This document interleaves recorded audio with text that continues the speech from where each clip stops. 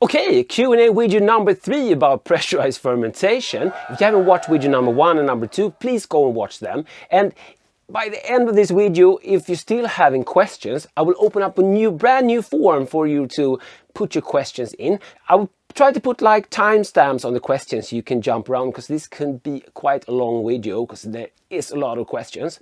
The information I'm giving here is from my own experience with pressurized fermentation. I have been pressure fermenting for years, and that's why I'm trying to share here. This is from my own experience, from trial error, and just trying to make as good beer as possible. So with that said, let's jump into today's show.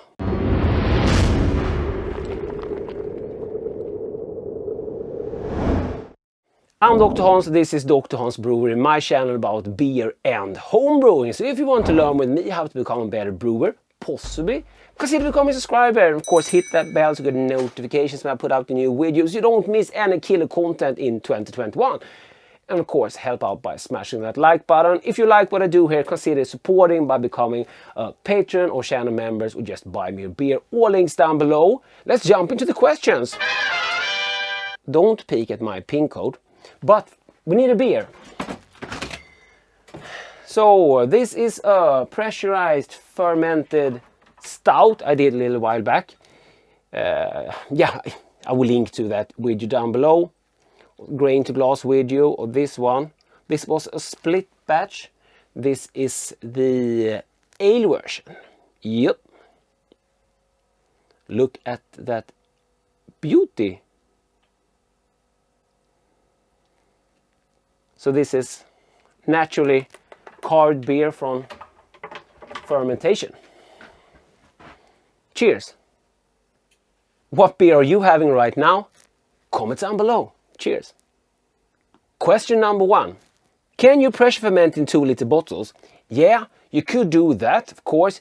You still need a spanning valve, and you should try how much pressure, I'm guessing you're talking about a PET bottle, how much pressure it can hold, but you need also some headspace in there, so it ain't gonna be a lot of beer, but yeah, it can be done, I think. Question number 2. It's my first attempt to pressurize cold crashing in a Firmzilla all-rounder with the spanning valve.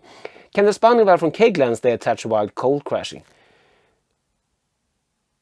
I don't see the point in having the spanning valve while cold crashing, really, because it's done its job.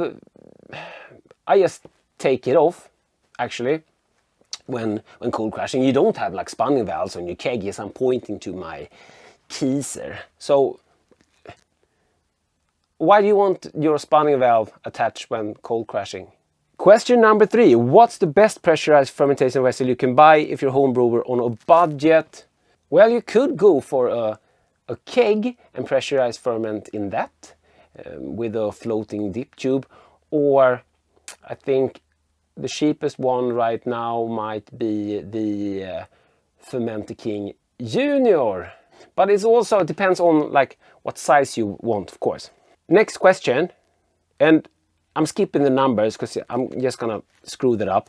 Does beer ferment faster in higher pressure, and do you need to cold crash to get carbonated faster? It's not the pressure really that speeds up the fermentation, it's the fact that you can ferment higher and the yeast will perform faster. And the beer is already carved during fermentation if you have the right ratio between temperature and pressure for the CO2 volumes you want.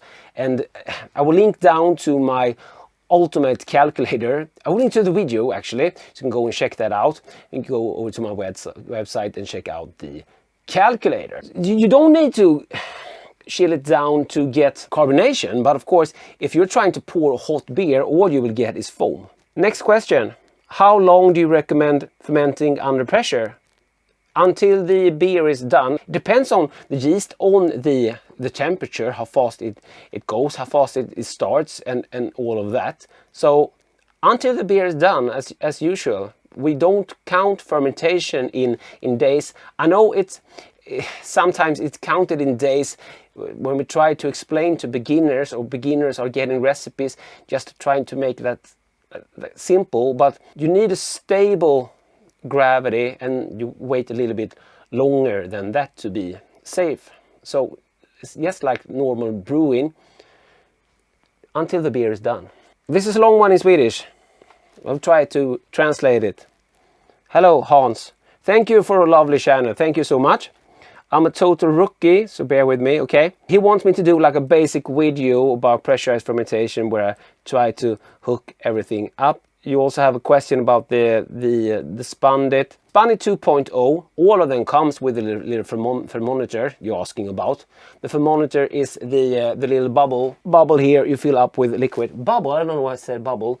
A little tube, so you can read the fermentation activity. That's cool. They all comes with that. Maybe it's a bad picture. And also you're wondering if you could bottle or if you just can keg. You can bottle just like you would bottle from a keg. You can bottle from your pressurized vessel, but I would try to take the temperature down, and counter pressure fill it is my favorite method. I will link to like a ghetto method of counter pressure filling where I use a keg, but it would be the same approach from those vessels, and that's kind of cool. Next question. Hello Dr. Hans, how is a typical fermentation schedule? Like a good starting point, my normal recommendation is start at the highest number at the recommended span for that yeast. And use my calculator. I talked about it earlier, it will link down below. So you can see how much CO2 you will get into your beer. But if it's an IPA and you're going to dry hop it, I won't put the max amount of pressure on at the beginning. I've done that in the past and I've learned from my mistakes, and so it's a little bit easier to start a little bit on the lower side of the pressure, and then after you have dry hopped it, you can crank up the pressure. And I normally dry hop before the end of fermentation, when the krausen is falling and we still have some activity. It's also time to ramp up the temperature. But if you're not going to dry hop it, you could of course start at the high pressure at once if you like. And what pressure to use the calculator. Next question, will pressure fermentation affect my ice spindle readings? Yes, it will. It will push the ice spindle down, just same with the tilt, of course, and so it will change it. But you will still see, and that's the most important thing, you will still see when you have a final gravity, when the fermentation is over, and that's the most important. Then you can take a reading afterwards, right? Do you fill a spanning valve immediately after pitching the yeast or after a period of initial fermentation? I put it on immediately. I put some pressure on there to dial in the spanning valve, actually. So I pressurize my vessel, dial in the spanning valve, and let it sit. And what will happen is that the pressure will go down before the fermentation kicks in. It doesn't mean that you have a leak. It means that we have equaled out the headspace and the wort. And when the pressure starts to build up during fermentation, of course, you will see the meter in the spanning valve goes up again. What temperature and what pressure? Yeah, sorry, use a calculator. It's awesome. But as a guiding point for you, as I said, start at the high value of the recommended span. You often get away with a lot higher than that, but start with that, and then you can ramp the pressure up during fermentation. And the pressure, of course, depends on the ending temperature and how much CO2 you want in your beer, and that's where we use the calculator to find out what pressure to use. Okay, next question. I'm experimenting with pressure fermentation and close transfer. It is using a lot of CO2 and I currently use SodaStream bottles. Would you recommend a larger canister and filling the SodaStream from that, or just stick with the SodaStream? I have a big canister here, but I don't have a regulator for it yet, so I'm still also actually on SodaStream bottles. It's not very expensive and I have a lot of them and change them out. So I know there's like fittings to like fill those yourself from a big one. I actually never done it, so it wouldn't be fair to recommend anything I haven't tried. On with the next question. Sorry, Gordon. Have you experimented with different pressure levels, and if so, have you noticed any difference, say, between 1 bar and 2 bar, for example? I have not yet done a split batch, but we're going to do it. We're going to do it because I have the bigger system now. I've done a lot of split batches, but I haven't done a split batch yet where I've tried like 1 bar and 2 bar. So, but we will do those kind of questions. So don't forget to subscribe. Yeah, so you don't miss anything. And of course, ring the bell. Is 1.5 bars enough? Thank you for an awesome channel. Thank you so much. 1.5 bars might be enough to hold down the krause and for you to be able to ferment it a little bit hotter. But will it give you the right amount of CO2? Maybe not. But you can of course always add CO2 after fermentation. But I think it's actually cool to do naturally carved beer. But yeah, so it might not be enough for that. But maybe if it's it also depends on the temperature you're fermenting at, of course. If you're fermenting cold, it might be. So yet again, the calculator is awesome. So all you guys should check it out. Okay, it's calculated question again. Sorry about that. I can't find a calculator that defines wort volumes, pressure, time to carbonate to a predefined level. So volume and time, maybe the calculator doesn't do really. But if you're talking pressurized fermentation, when the fermentation is ending, the beer is carved, if you have enough pressure for the temperature. If you're talking about low and slow, force carving a keg 4 or 5 days, but most beers are getting better if they are like conditioning for a week, maybe 2 weeks even. So you can just leave it there for a week. And as you're dialing in the exact volumes you won't overcarb it that way. If you just want it fast, there are other methods, of course. Okay, love your channel, thank you. You usually ferment at 30 psi and above. And a suggestion as to recommend pressures for fermentation. I ferment 12 to 15 psi. It depends on the beer style, how much CO2 I want in the beer, and it depends on the temperature. You're fermenting at 12 to 15 psi. You might have to put some more gas on it to get the carbonation volumes you want afterwards. And it's not naturally carved beer, but everyone does the way they want. Cheers. Is pressure fermentation suitable for all beer style? Yes. Why not? I know that pressure fermentation works at high temperature, but what about lower ones? My basement gets pretty cold and sometimes goes under range of ale yeast. Can you use pressure fermentation at any temp? Depending on temperature, you need to adjust the amount of pressure used. Yes, you need to adjust the amount of pressure used regarding CO2 levels in your beer. If you are fermenting too cold, it has nothing really to do with the pressure.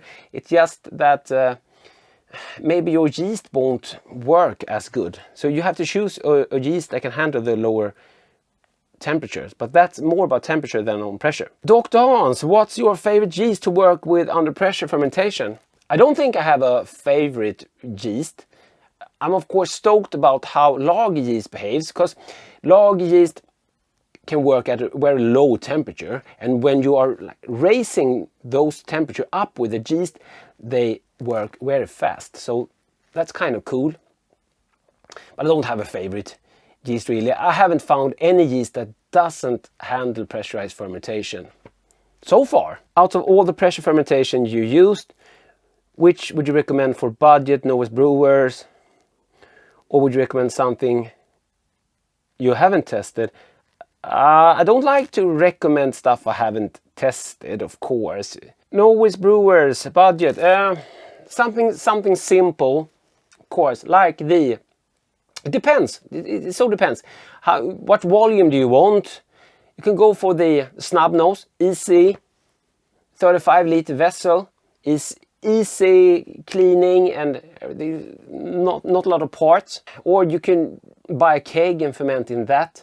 Or, as I said earlier, the cheapest one I think is the Fermenter King Junior. What is the most surprising result you have gotten from pressurized fermentation? Ooh! Surprising result? I don't know. It has worked as I thought it would. Maybe the first time I tried to dry hop with a very pressured beer and got a lot of foamings. I have that on tape, actually, how to do it and how to not to do it. Try to link to that video also. How does the big breweries do, and what should you do? Well, I'm doing it. I don't think there's a lot of big brewers that are fermenting under pressure. They are in the later stages, of course, because every brewer that are fermenting to the Reinheitsgebot, they have to do pressurized fermentation to be able to get carbonation, because CO2 can't be added. But the most brewers don't ferment under pressure, but having these big tanks, there's a lot of pressure on the yeast, so it's actually a thing like we are mimicking with pressurized fermentation at home. And before the end of fermentation, brewers that brewing to the German purity laws, the Reinheitsgebot, they have to pressurize so they often like move it into another tank and pressurize that tank by fermentation, by the end stage of fermentation, to get the CO2 volumes they need in their beer. I've done it that way also, fermented in a bucket and moved to the keg before the end of fermentation and get a carb beer that way. But now when I have a lot of pressurized fermentation vessels, I use pressure during whole fermentation, and that means that I can ramp up the temperature and have a much quicker turnaround. Hey Dr. Hans, when releasing CO2 through the spunding valve to get a lower PSI for transfer to a keg, my yeast cake rouses up back into the beer. Is there any way to stop this from happening? Yes, don't release CO2 through the spunding valve to get a lower PSI for the transfer to the keg. That would be my best answer. But the colder the better, of course, if you really need to release that. CO2, at least for me, ain't really expensive, so it's not really an issue. But I actually put when I transfer, I will link to transfer video also, so you can check that out.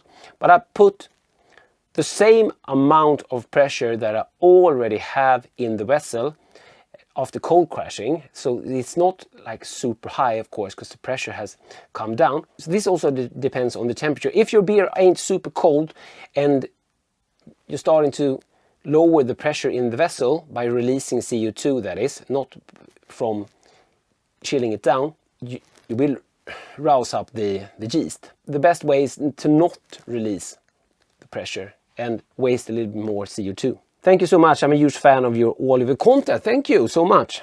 Okay, next question. How can I ferment a beer under pressure and carbonate by spunding to have ready to serve beer from floating dip tube without using CO2 gas? You need to end at the pressure ratio, to get the CO2 levels you want, and that's why I will use the calculator. You can dispense a lot of beers with just that pressure. As lower you're conditioning that or storing that beer, you can do it for a longer time, because the CO2 won't really go out. But if you don't want to push any CO2 on there, I'm guessing you could get a second vessel, ferment that, and if you're using a spundit, there's an auxiliary output there. Use that pressure to pressurize another vessel. I don't know if that answered your questions. Yeah, you can, or maybe I just got it wrong. Please help me out. I like natural carbonation better than CO2. Yeah. Okay, so I understand you. Right. So yeah, of course, if you're ending at the right ratio between temperature and pressure, you will have natural carb beer, but you might need to put some CO2 on there to dispense the beer after a while at least, because you will of course lose pressure. So yeah, got it. Thank you. Also, is this more difficult if using Kveik because of temp CO2 in solution? Is it more difficult to get a natural carb Kveik? Yes, it is if you are fermenting at a very high temperature, of course, because temperature and pressure ratio gives you the volumes of CO2 in your beer.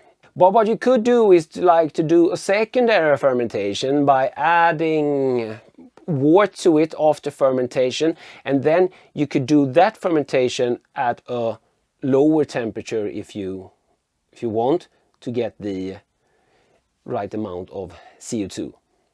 Or of course, like add sugar the normal way. Or just push some CO2 on it. But you didn't want that, so hope that helped you out. Hey doctor, for ales I see you ferment at 30C at 35 psi. Not always, but it's not enough to achieve 2.6 levels of CO2. I don't go up to 30 all the time, but I've done it when I really want to like speed things up, but also have like a YouTube channel where I try to do like stupid things so nobody else has to. So of course, if you're doing it 30C, 35 psi, you won't go up to like 2.6 volumes. So, but you don't need to go up to 30C. It's just sometimes really cool to do stupid things here. Is it good to start the fermentation at lower psi at higher temps so yeast can produce desired ester for ales and then raise pressure and lower temperature at the end to carbonate the beer? There's like question in a question here. In some earlier videos I got a lot of questions about esters being lost. You're still getting those like esters and flavors from all of the different yeast you're using, but you don't get like all of the off flavors when fermenting hotter. There's nothing wrong with this. Do this if you want to. Give it a try. But you shouldn't lower the temperature at the end to carbonate the beer. Is it like 20 times today? Sorry, but you need to end at a proper temperature and pressure ratio to get the fermentation. Don't lower the temperature in the end. Lower the temperature after the beer is already fermented out. What volume and pressure? Lager, please. Don't be afraid to, if you're doing like a lager, starting it at 18C. But let's say you're doing a lager, you're doing hot, you're starting it at 18C, and then a little bit into fermentation, you will bump up the temperature, and maybe you end up like 3 degrees higher than you started, so that would be 21C. In the calculator you put in the ending temperature, and if you want 2.4 volumes you would do 27 psi. If you want 2.6 volumes you would do 30 psi if at 21C. Okay? Is it an advantage to use specialized yeast like White Labs WLP 925 high pressure lager yeast? No, not at all. I think that was the first yeast I've tried when I started pressurized fermenting actually. But you can use any yeast. Is there an optimum pressure to ferment that? Most sources suggest 15 psi. Then those sources don't like you to have enough CO2 in the ending product. I can just say that. I don't know, they don't want you to ferment higher for some reason. Is there a formula to calculate what pressure you use by a given temperature? Yes, link to the calculator down below. What kind of beer works best for pressurized fermentation and which don't? Well, I've heard that some say that you shouldn't use that yeast under pressure. Don't know what they're getting that information from. Because if you're doing a wheat beer and you're doing using Hefe yeast, you will get those banana. And if you're doing like a Saison yeast, you will get those notes. So I don't know. I do get a massive difference when I tried 2 different yeast. So I don't know who's saying that. I fermented 1 beer not under pressure in 2020, and that was this Philly Not So Sour, link down below. But they had nothing to do with not being able to pressure ferment it. It had to do with an experiment we were trying out with the Casquish floating filter.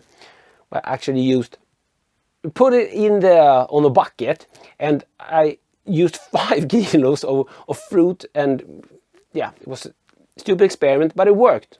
Cheers. Nice. Should we mix them? Now we have a raspberry stout. Awesome. Cheers. Need some more raspberry. Remember, this here was when the video went south. Now it looks awful Do you need to pitch more yeast when fermenting under pressure, like 35 psi? No, you don't. I pitch at normal pitching rate for me. Normal pitching rate for me is roughly around 1 gram per liter. If I were to ferment really cold, I would double that. Or if it would be high ABV beer, I would use more. But normal, like ales, and also if I'm doing a lager under pressure and fermenting hot, I also use my normal ale pitching ratio, which is it's about 1 gram per liter. That works great for me. Have you tried dry hopping at yeast pitch? I've have huge success doing it. No oxygen increase to good idea for video. It could be a good idea for a video if you're doing a split batch and trying different stages of dry hop. So I will put that on a list.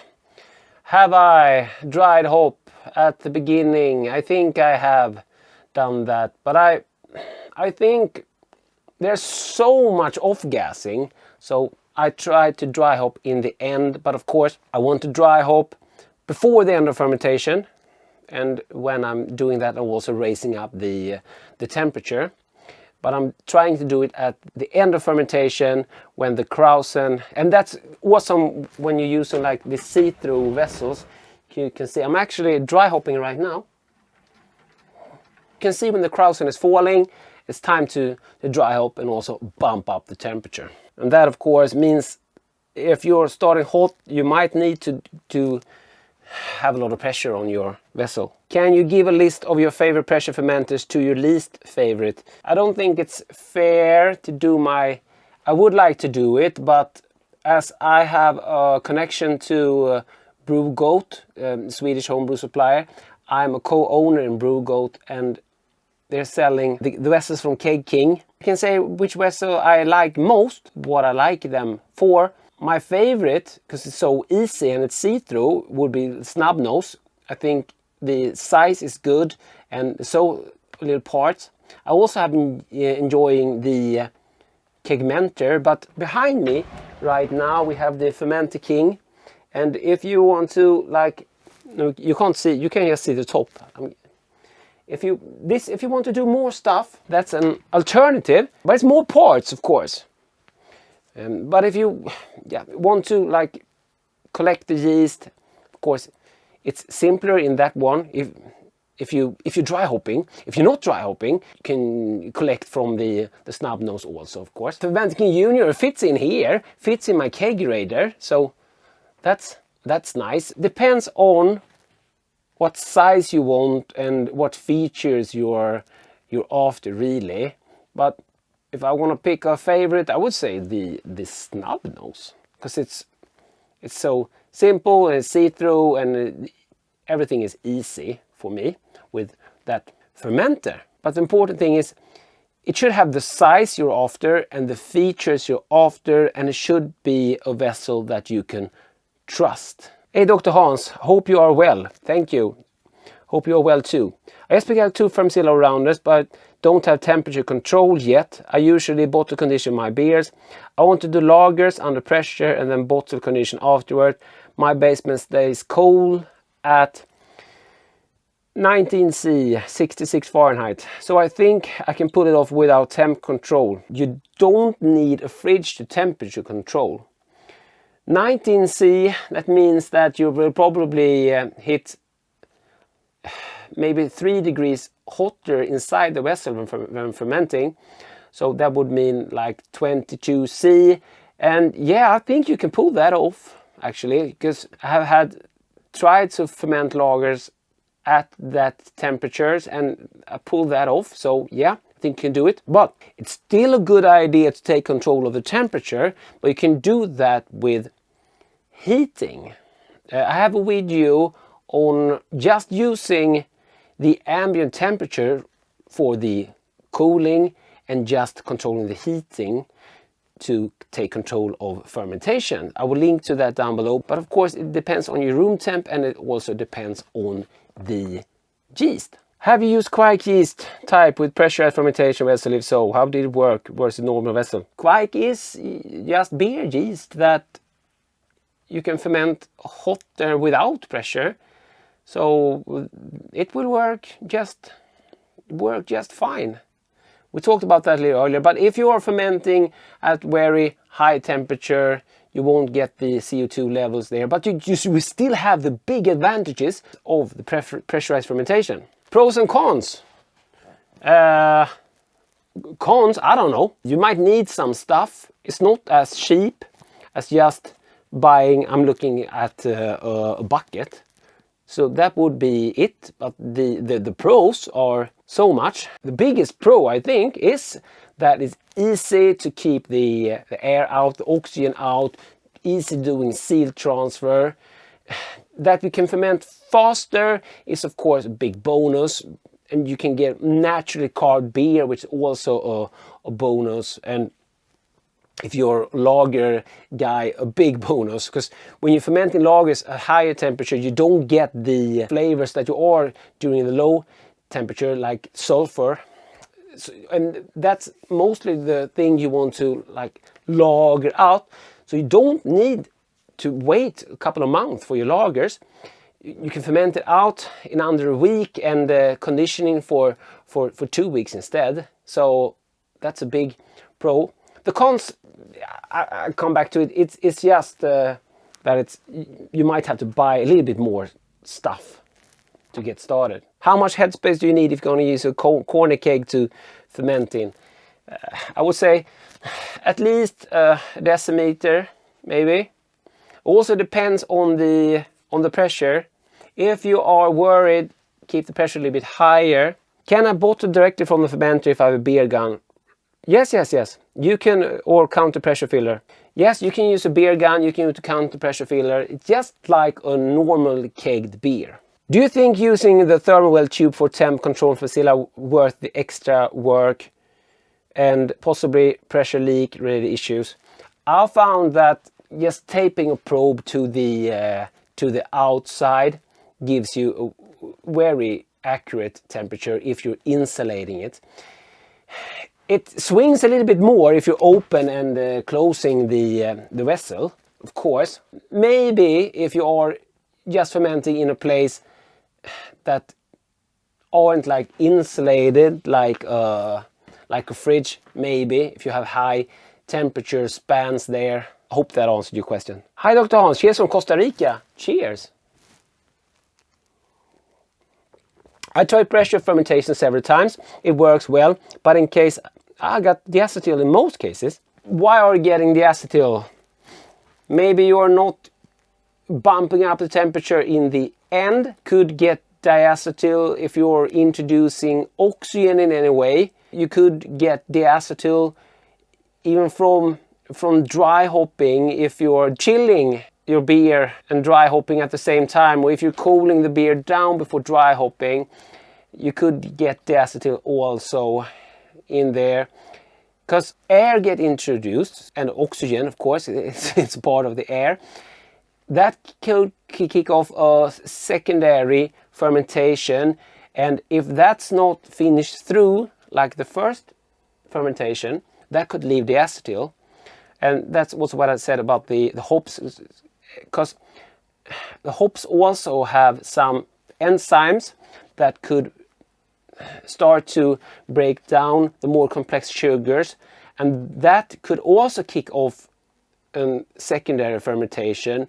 And if you are cooling your beer during dry hopping, or not let it like ferment out properly, after that you could end up with diacetyl. I'm not saying that you will always, but you could. Try to like start at a temperature, and then after a few days, I said it earlier in the video, you don't count days, but after like 2 days of active fermentation, I start to ramp up to the end, my end fermentation that I've calculated, and it's mostly like a few degrees Celsius higher than I start. If I'm dry hopping, I dry hop when the krausen is falling, and I bump up the temperature a few degrees, and then cold crash. Hope that will help you out. More information on ale pressure fermentation like in Baltic Porter Is this a test? Because Baltic Porter is a lager, not an ale. You guys are testing me. What is normal fermentation time in fermenting 20C with soft lager 3470? And is there any difference fermenting time or flavor when using 1 bar versus 2 bar pressure? 20C soft lager and bump the temperature up. You should be done at 5 days, I'm guessing. No, I don't think it's a major difference between 1 bar and 2 bars. But of course, you do also want to carbonate your beer. It is said that pressure fermentation can be done at high temps and a short amount of time. Where can I find this type of information? You can find it here on my channel, because I've done a lot of videos about that. And that's because of when you're raising up the temperature, yeasts are working faster and the pressure holds down, like, so you don't hold it back, so you don't get those off flavors and you don't get very high krausen and all of that. How does one know what high temp is acceptable? I get back to that answer. When I try out a new yeast, I start at the temperature, the high recommended span. So if it says 22 to 25, I start at 25. After like 2 days of active fermentation, I start ramping up that temperature for it to go even faster. And if I got a very good result of that, I might try it hotter the next time. You live and you learn. So I have another question. When the wort goes in the fermenter, do you add CO2 to purge oxygen and apply pressure? I don't add CO2 to purge oxygen in the beginning. I just pressurize the vessel to dial in my spanning valve. My fermentation goes very fast, under 2 days. Is that a problem? Do I get a better beer with a not so active yeast? No, the opposite. You get a better beer with an active yeast. It's not a problem. Could I ferment a beer under pressure to overcome the problem of fermenting my beer with yeast of max temp of 22 in a row with 25C? Yes, you could do that, of course. But it means that you're probably will getting up to like 28C in your beer, so you might have to actually choose a yeast according to that. How many days do you recommend for diacetyl rest when pressure fermenting?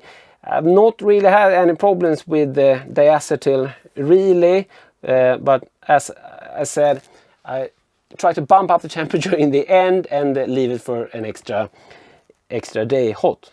Hello, I'm a brewer from Serbia. Hello, cheers. I would ask you how to do multiple batches in fermenter vessel, how much yeast to add at first batch. At first batch, I use, like I said earlier, if it's like an ale or if it's lager fermented ale temperature, if I'm using dry yeast, 1 gram per liter. Okay, if that would be like more massive beer, more high gravity beer, I would use more yeast, of course. And when that beer is finished, you can just put new wort on top of the old yeast cake. And I have done that experiment, and I can link to that video also down below, where I did that for an entire year. But that was with a vessel that I could remove some yeast every time. But doing it a couple of times, it ain't gonna hurt anything, even if you don't remove any yeast. So do as you would normally do with a bucket. Just do it under pressure. Hi Dr. Hans, thanks for all the info. As a beginner, I just bottled my first lager under pressure. Question, can I after cold crash pitch a new batch on the old yeast cake? Yes, you can. Just talked about that. Just do as you would normally do. Have you tried to adjust the target pressure on the spanning valve in a small PET bottle instead of injecting CO2 in the fermenter, adjusting the spanning valve? Yes, of course, I've done that. You can do that. I'm just being like lazy and wasting CO2 when I'm pushing CO2 after pitching the yeast, pushing CO2 on the vessel to be able to dial in my spanning valve. But if you have a carbonation cap on a PET bottle, you can use that instead to dial in your spanning valve and then put it on the vessel. How do I know the amount of priming sugar needed if I want to bottle my beer which was fermented under pressure, assuming it was not fully carved after fermenting? Use the calculator to see what the calculator think, how many volumes you have, and then use a priming calculator and build up from that, I'm guessing. Or just get a CO2 bottle and push the amount you want. That would be easier. If you like what I do here, consider supporting on Patreon channel membership, or just buy me a beer. All links down below. Of course, subscribe to my channel, help out by smashing the like button and ring that little bell. Hope you got some answers here today. We'll open up a new form if you have any more questions. It's better to put them in forms so we can do a fourth update if needed, but of course go back and watch the other 2 videos. Guys, cheers, happy fermenting under pressure. See you in the next one. Dr. Hans out.